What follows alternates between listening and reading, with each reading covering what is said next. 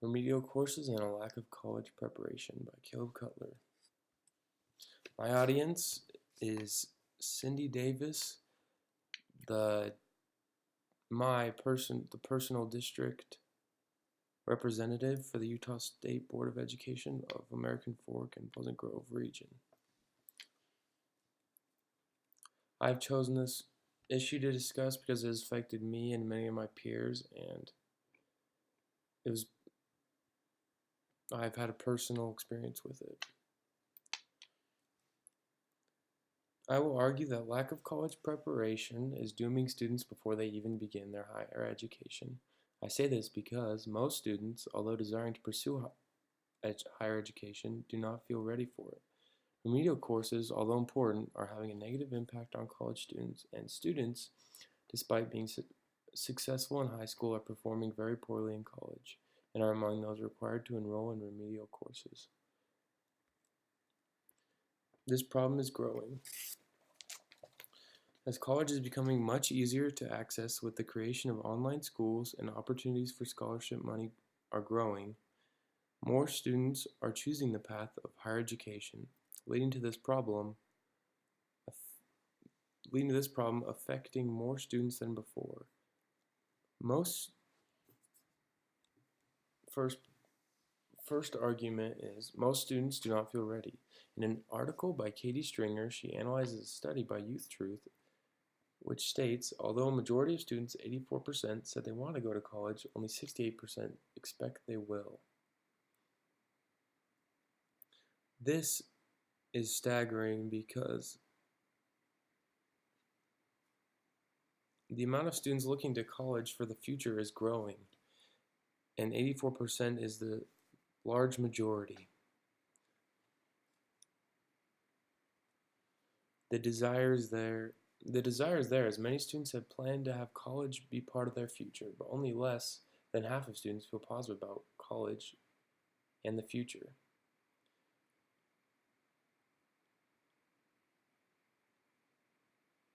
In an article by Furman Leal, he analyzes a similar study by Youth Truth.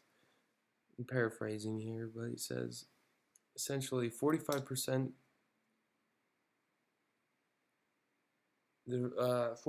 of students feel positive about college and their futures. And that's a quote from an article by Furman Leal in 2015. This is a problem as sending unconfident students who are most likely unprepared to colleges is dooming them from the start.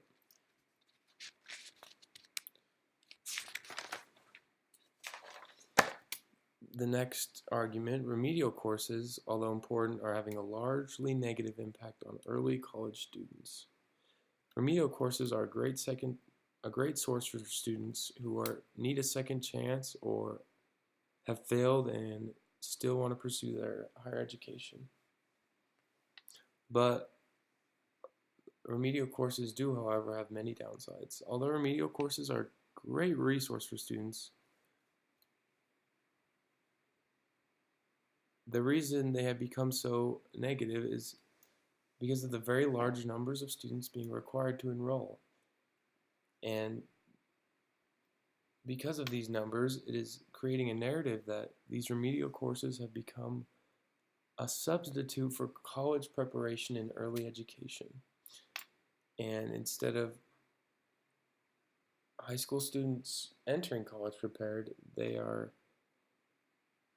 being required to take these remedial courses instead of coming in prepared.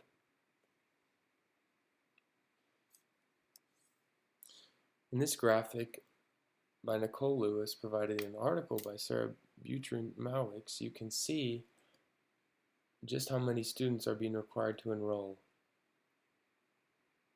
59% in Tennessee, that's the large percentage of students. And the numbers are staggering. These remedial courses, although beneficial for some, have become the nail in the coffin that is their college career. For many students, leading up to being enrolled in remedial courses, they have failed, they lost their confidence in education. So when they're faced with these remedial courses and having to pay for them, and the fact that the remedial courses are non-credit bearing and they take up time that they could be working, making money, working on the credit bearing courses, it just is a recipe for disaster. And this is proven by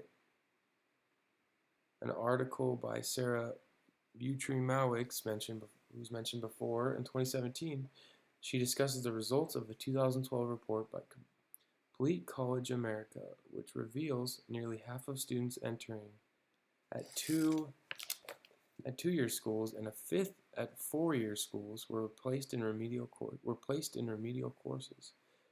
In the fall of 2006, nearly 40% of students at two-year schools and a quarter of those at four-year schools failed to complete the remedial courses that report found. End quote. Although aged, the numbers have maintained similarity. Remedial courses are non-credit bearing courses that become a financial burden on, in most cases, broke college students. Remedial courses should not be seen as a replacement for college preparation in high school. And just to clarify, the quote is by Sarah Butrymowicz, 2017.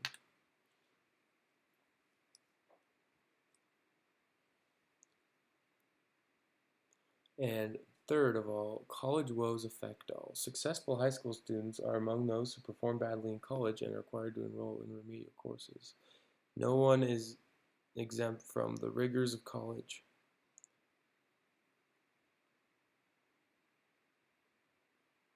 Successful high school students who are able to maintain above average GPAs, and in some cases were students who got scholarships, are among those who are required to enroll in remedial courses in many cases.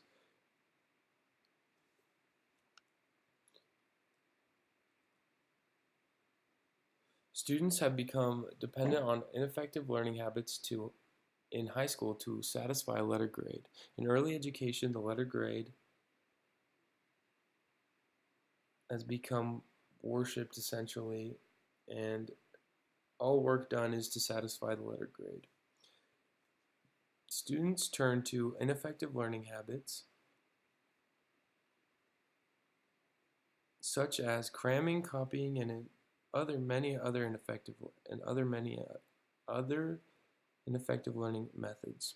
Although proved effective in high school and sometimes in college, these methods leave students without knowledge required for college success. Cramming, copying,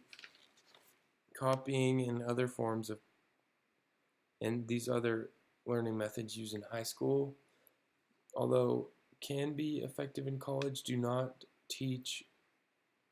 are leaving students unprepared and without the knowledge that they are supposed to have learned in high school. So, hasn't this problem been addressed? Many programs and preparedness tests have been put in place and been made available for students to determine their college readiness. These tests, for example, are the ACT, the SAT,